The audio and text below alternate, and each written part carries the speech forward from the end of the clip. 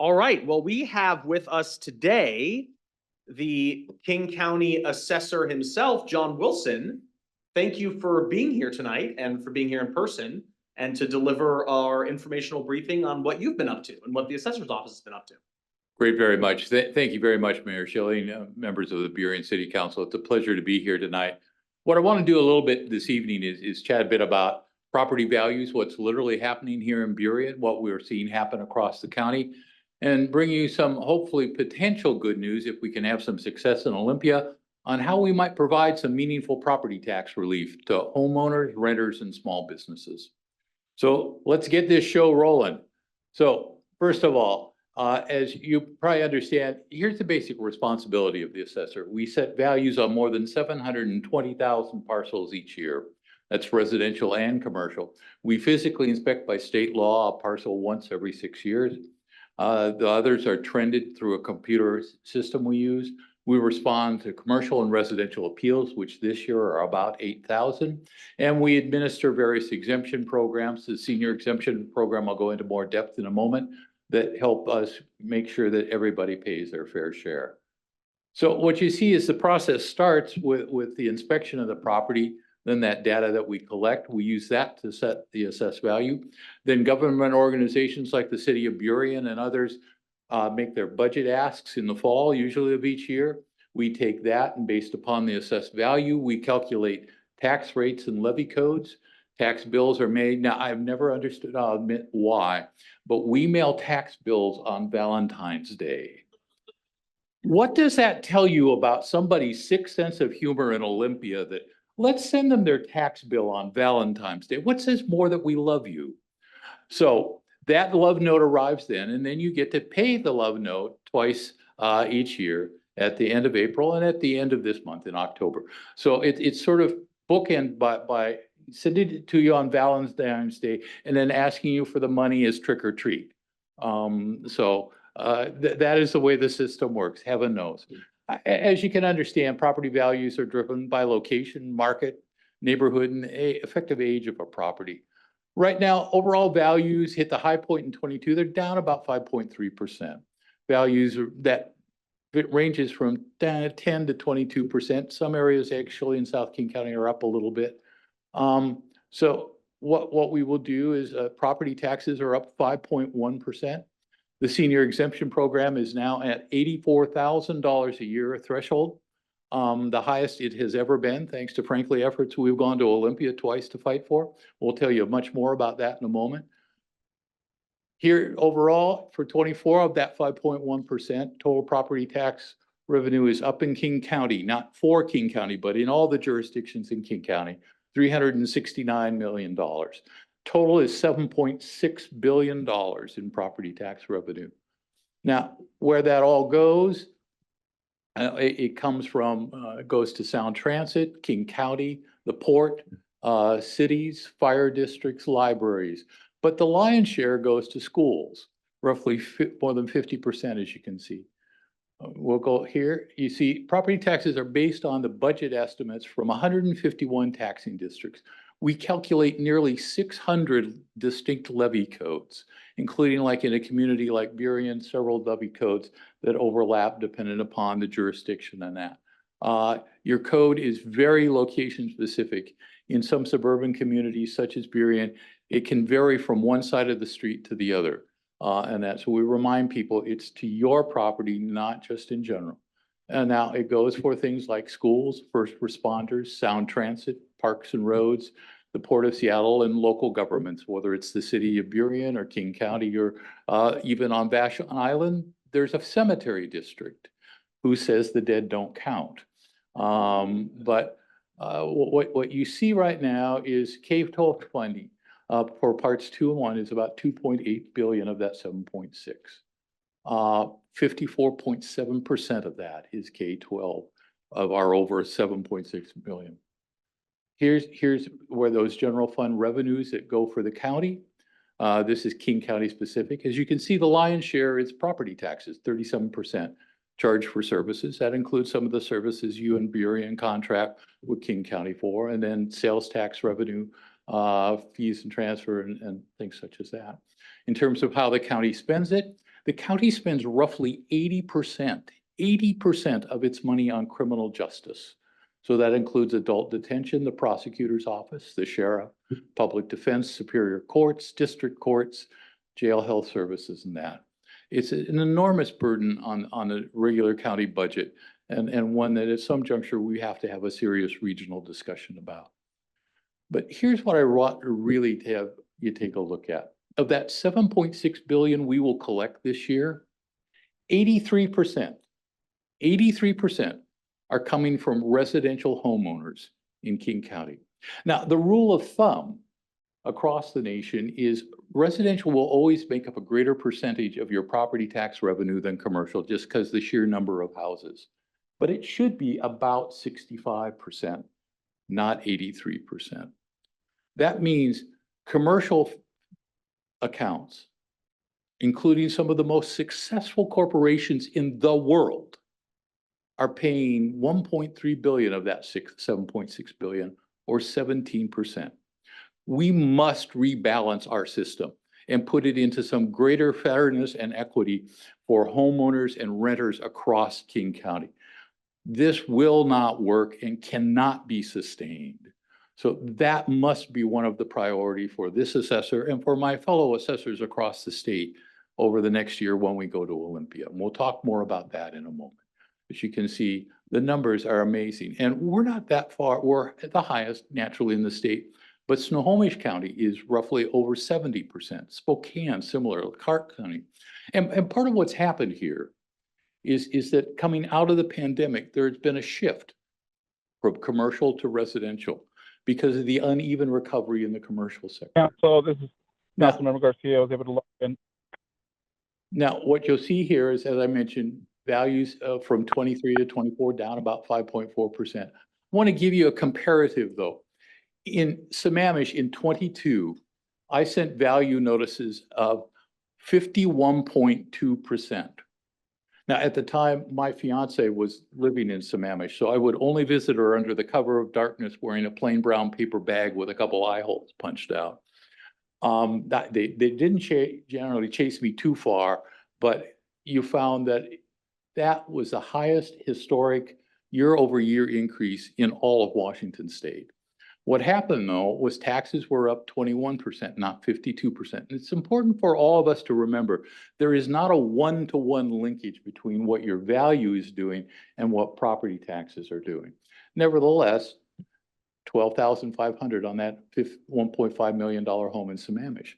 Well, now that home has dropped to 1.2 million and the value dropped 22%. And meanwhile, the taxes were down 11%. Now that's Sammamish. But let's take it a little closer to home, to Seattle.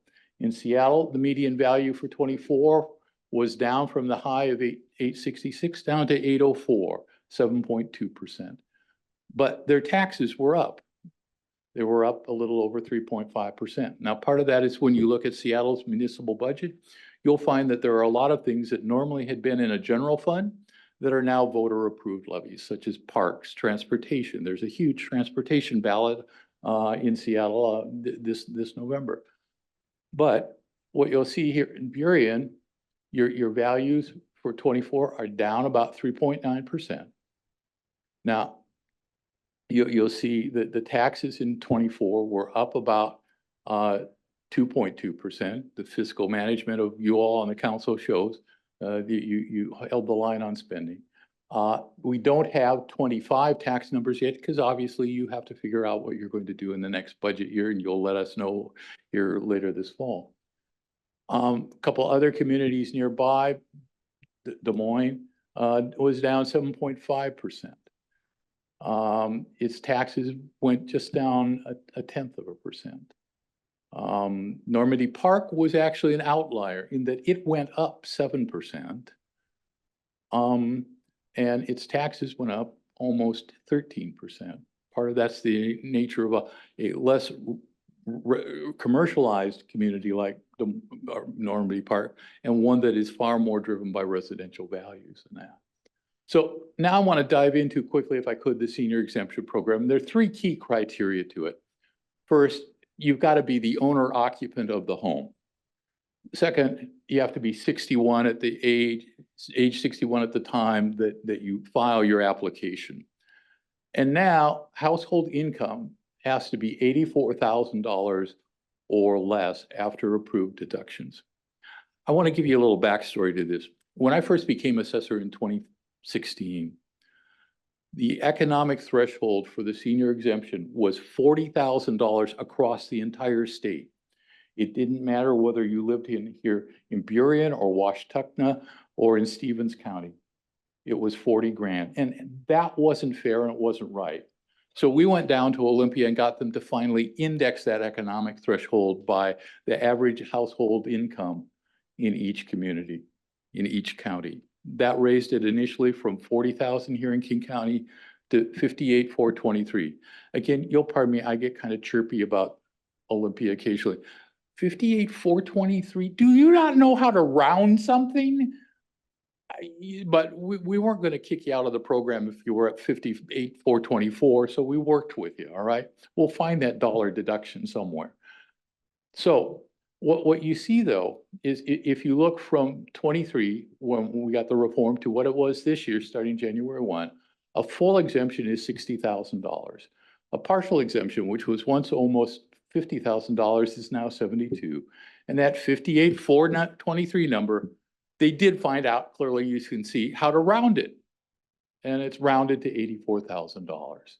Now, what that means is for the typical home in King County, is if you can find the typical home in King County at $761,000, if you got a full exemption, it'd save you $6,100 a year in property taxes. That's not a lien. It's not something you have to pay back. It is actual hard money you get to keep. A partial exemption gives you a $4,100 exemption.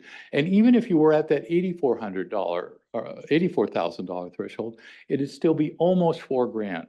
What that can mean to a taxpayer is up to an 80% savings in their property taxes. And in a time of double-digit inflation, or things where there's the chicken you go into the grocery store to buy is 13 bucks for a whole fryer that used to be 5, the gas is still higher than you think it ought to be, that everything seems more expensive, that's a huge difference. And it literally means that thousands of residents across King County, and including some of your neighbors here in Burien, can stay in that home because they're not being taxed out of it. And we are a better people than to tax people who are in their golden years out of the very place that they call home. And we should never allow that to happen again. So we're going to go to Olympia and keep fighting. Now, if you need help filing an exemption, I handed out some forms that are available. You can call this number, 206-296-3920. Now, for fair warning, operators are not standing by. The staff does like to go home occasionally, and we don't use an overseas call center. So call in the morning. But they do their best. I was in a community meeting out in Bothell a little over a year ago where people said, Mr. Wilson, your staff called me. I said, well, good. No, they called me on a Friday night. That's how dedicated my team is to trying to make sure we help people and do the right thing. And I was so proud of them because they toil long hours and deal with difficult situations, and yet they're happy to do it because they know it makes a difference. Now, here are 3 things I want to leave you with that I'd love your help as we go to Olympia next year. We tried something along these lines this past session and frankly got nowhere. But we need to do something to provide major property tax relief to homeowners, renters, and small businesses, because it's getting harder and harder for working families to either afford to own a home or even to rent someplace to call home. And you all know, especially by the economic basis of Burien here, you depend on small business. And property taxes are a burden to a lot of small businesses, and especially the business personal property tax. So here's what we're proposing now.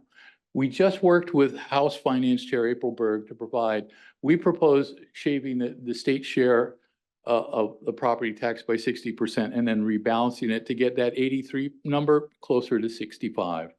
What we're actually now looking at is lopping off $250,000 off the top of your assessed value, regardless of how valuable your house is. So it would still provide everybody in the state some level of property tax relief. We also, though, want to make sure that we protect local services so that you as council members, you as community members here, don't find that somehow there's been some shell game played on you and suddenly you're short of the valuable revenue that you need to provide vital services. We want to make sure we adequately fund local government, but we fund it in a more fair and equitable manner. Now, the next thing we wanted to do is we wanted to take the working families tax credit that has been passed by the legislature and provide a direct $300 credit to renters who qualify for the program and can show that they are rent burdened. In King County, over 50%, actually it's close to 59% of the renters pay more than 50% a month for rent. Again, that's not sustainable. And we're talking to a variety of people from a range of the political spectrum, from landlords to tenants to aging groups to anybody who will listen to us. Let's do something this session. And then the final thing we're looking at is to help small businesses. In most cases, small businesses don't actually own the building, so they're not paying that property tax. They pay it through what's called a triple net lease. But they also pay a business personal property tax. For years, that exemption threshold has been $15,000. We want to lift that to $50,000 for two major reasons. First and foremost, it will help local businesses keep more of that money to reinvest in their business, to reinvest in equipment, to reinvest in employee benefits, to reinvest in expansion and that. And then I got to be honest with you. To chase down everything down to that $15,000 level cost me probably more money than we actually take in. So let's be honest with taxpayers and give them a break. So that's what we're hoping to do in Olympia, is take those 2-3 ideas down. You know, as I mentioned, we did it last year. We didn't succeed, but I'm stubborn as all get out. So we're going to go down to Olympia again and fight like hell to try to get true property tax relief for homeowners, renters, and small businesses. And with that, I would be more than happy, Mayor, to take any questions. Well, thank you very much for all that information. And I know that folks in Burien are going to be happy to hear about any kind of relief possible, especially working families in our small working community. That's for sure. I've got a question to start off for you. One of the ideas we've been looking at is around vacant commercial properties and what to do about incentivizing vacant commercial properties to either sell or try to revamp or improve their property. What would you, if any kind of advice or what you think about something we can do, whether it's a local community thing or from the county, on incentivizing vacant property? Well, we'd love to work with you on that. It's been a concern we've got too.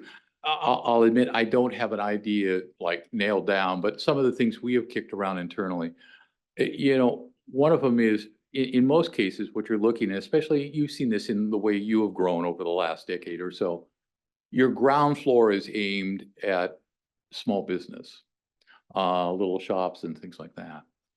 Can you offer some kind of tax differential based upon that floor location, where you say, look, we'll take the square footage that's on the first floor and we'll set the millage rate, or we'll set the assessed value separately.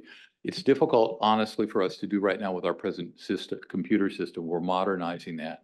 But that would be one avenue, is to say, look, we will give you an incentive that if you will fill this ground floor with businesses, we'll lower that rate that they pay and lower it for the landlord overall. And now I think that would help.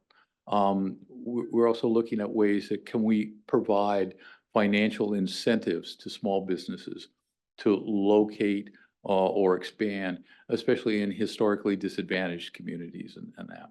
So those are some of the kind of things. But Mayor, we'd be more than welcome to work with you on possible ideas. I appreciate that, because we've been talking about that for a little while now, and I think that we'll reach out and discuss with your office about what we can do to. You know, I think one of the great challenges we've seen, and I've seen it as I drive around King County, is look, on the one hand, what you've seen in certain communities is a notion that, well, everything that's at the ground level will suddenly become magical retail. That's not, sadly, the way that works post-pandemic. And we've got to figure out what are the incentives that we can provide so that we can fill more of that space. In some cases, it may also be looking at, as our population in some cases and in some communities age, some people are looking for literally a walk-up. I don't want to ride an elevator. I don't want to take a lot of stairs. I might handle 2 or 3 stairs, but can you incentivize that kind of utilization? So there are a lot of things that we can do to hopefully help communities like Burien fulfill that possibility. Thank you. Thank you. Any other questions? Councilmember Moore. Yeah, thank you. That was a very interesting race through a lot of information. Is the this is not my question, but is the PowerPoint going to be available? Yeah, the city has it and you're welcome to it. Thank you. My question had to do with our proximity to the airport and the changes over time in airport traffic, opening of the 3rd runway, and the changes that are happening with State Route 509. Do you see changes in property value associated with the times when some of those things happen? I don't think we see it significant just yet, but it is something as we go through our 6-year reval plan, we look at, one of the things, particularly around something like the airport, that is evolving and changing and having both its own impact and that, but also having impact on transportation and a variety of things. We'll want to take a second look at, okay, what is that doing to values associated in proximity to the airport? How far out from flight patterns or from the physical operation does it tear off and that? And so that'll be something that we'll obviously look at. What we also do, just council member, is we are required by state law to submit a new reval plan every 6 years. We are just in the process of finishing that one up to submit to the Department of Revenue, and they'll approve that, and that'll launch our next 6 years of physical inspections. Thank you. Councilmember Ake. Thank you very much. I'm learning a lot as a newer city council member. We are in the middle of our 20-year plan, and in looking at that, we are looking at higher density housing. And I'm curious if there's some assessor value impacts on higher density housing versus these single home housings, or just even the locations of those. You talked a minute ago about transportation and things like that. Is there factors that are taken in regarding the building of higher density within communities? There are. I caution that some of my dear friends in the city of Seattle go, well, if we raise the density, you'll send me more money. And not necessarily so. However, there are some factors. Obviously, proximity to accessible public transportation helps increase the value of neighboring properties. It also tends to help create greater density. As in general comp plans and that, there has been great encouragement to figure out how do we build more transit-oriented development. And that's something that we still need to do a great deal of. Density can have an impact generally positive on overall values, but part of what we also want to be mindful of is as we look at how density affects value over time, that we're not kind of applying, if you will, the electroshock paddles to a neighborhood and saying, oh, your values are now going up 20%. I recently, by way of personal story, I put together in my spare time, not on official time, an assemblage of 6 residential parcels in an old auto shop, because my front door was literally 150 feet away from the Roosevelt Light Rail Station.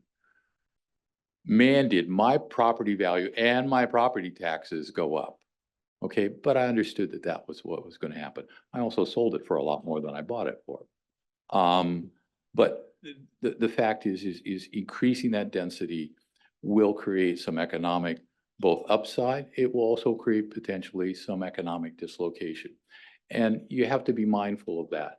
I think what you also always struggle with is how do we be also mindful of the character of individual neighborhoods? And are they capable of accommodating that kind of density and that? You know, what you see in communities around the state, but I've seen it as I travel. I chair for the National Assessors Association, a group of large jurisdictions that includes New York, LA, and Chicago. And, you know, greater density works in some areas it won't work. But I think, as you have shown quite wonderfully, frankly, here in downtown Burien, you've done it right, you know, and the chance to grow more. The reality is our region desperately needs thousands and thousands more units of housing. And it has to be across the price spectrum. You know, we can't just build all subsidized or Section 8 housing or just tent cities and that. We have to build communities. And I think that's what probably you're very much interested in doing as well. Thank you. And also thank you for recognizing the uniqueness of Burien small business communities. You're welcome. Councilmember Andrade? I was going to say the same thing. Thank you. I really appreciate you including the small business in your presentation. So thank you very much. And thanks for making it fun. Well, thank you. You know, I think we all know that small business is a backbone of our country. And so many of us see it as a chance to build that greater, better life. And that just as frankly, home ownership. You know, a final little anecdote of why I find home ownership so important these days. I was chief of staff to Executive Ron Sims. Ron grew up as a preacher's kid on the wrong side of the tracks in Spokane. His father was a Baptist preacher. His mother used to clean homes in wealthy white communities. Ron told us once, he said, you know, though, the reason I was able to get the college degree I got, to become a successful leader in our community, was because my parents were able to own a home, even if it was redlined, that provided the equity to send me and my twin brother to college. You know, and I would say that's one of the soundest damn community investments this state's made in a long time. So that's why it's so important that we look at how do we lift up home ownership and small businesses, not at the damnation of big business or not at the damnation of renters, but how do we lift everyone up?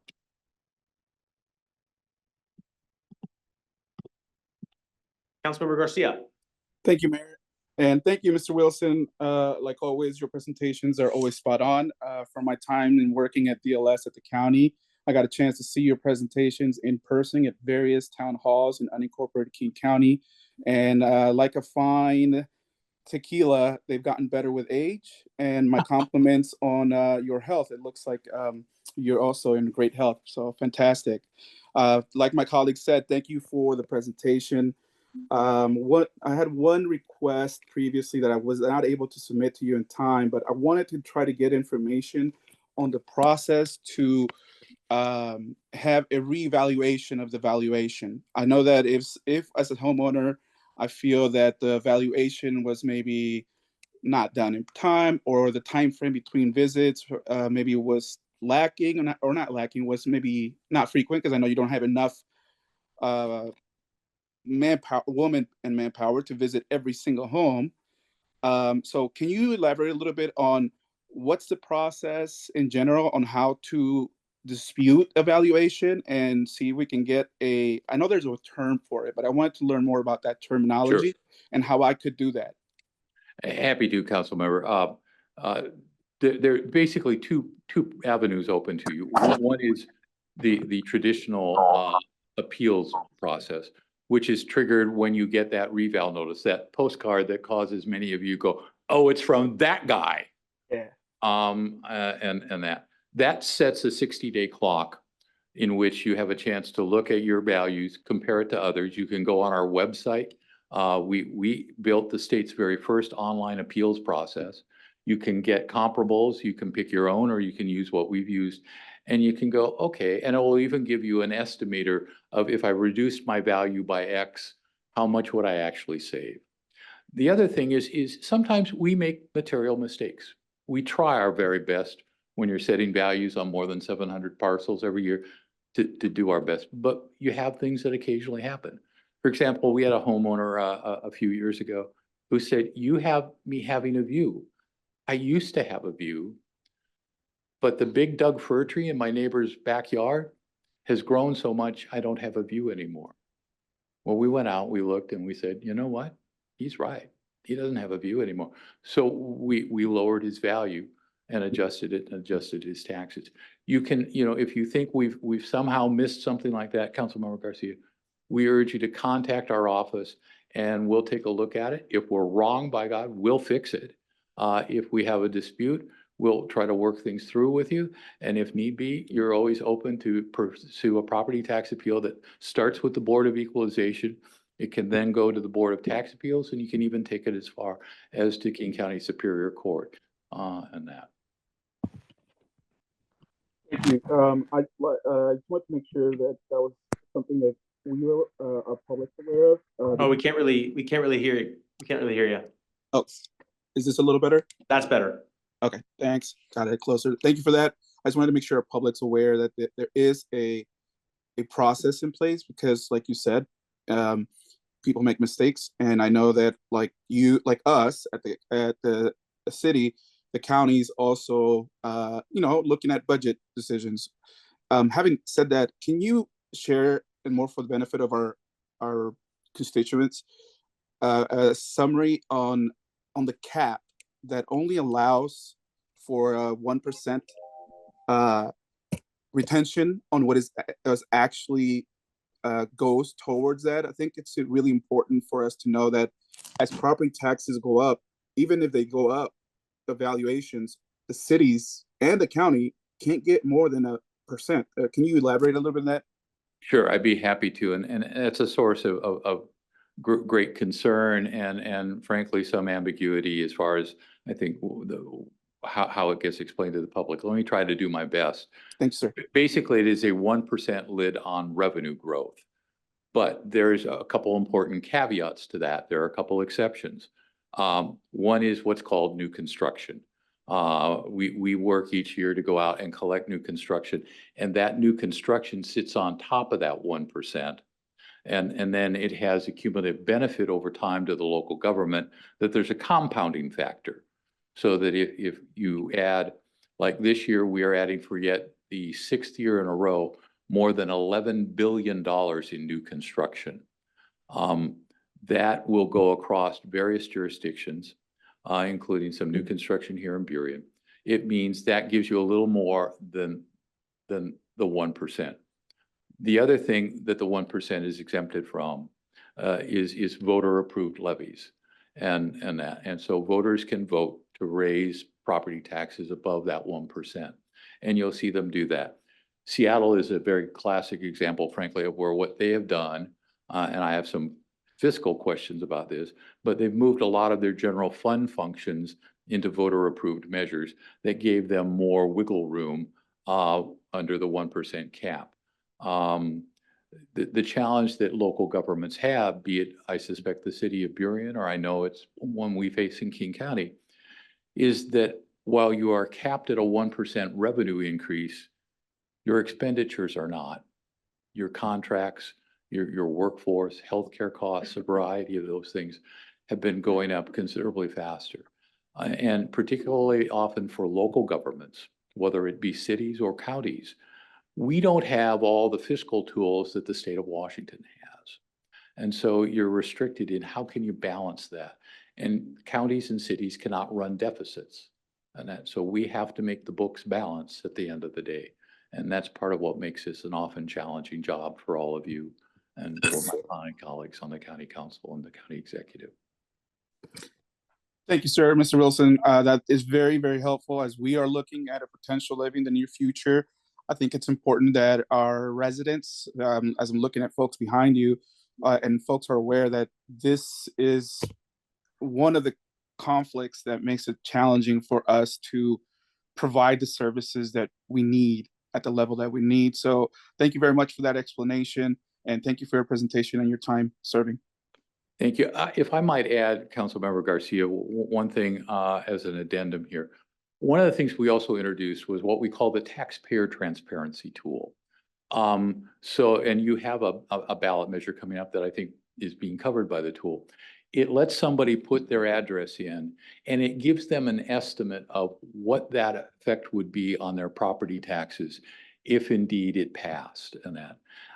We did that in part. It was, my harebrained idea, but I got tired that whenever local governments, not Burien, but others, to be named later, will come and tell you how many lattes or pizza slices it is. And then you get your tax bill and you went, oh dear God, apparently I bought 156 lattes a month for the entire year of 2023.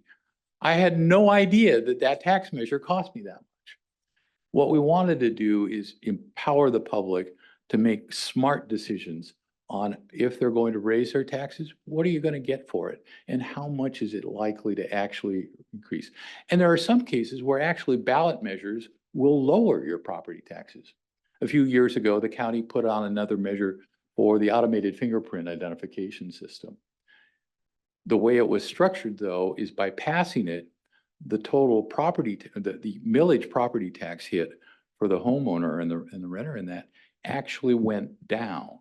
So you got more APHIS service for less money or less property taxes, in part because the base was larger. At any rate, it's important that we all be mindful of what those levy measures, and we work with communities like Burien and school districts and that as they're formulating potential ballot proposals to help you get an idea of what kind of impact will that have on our taxpayers.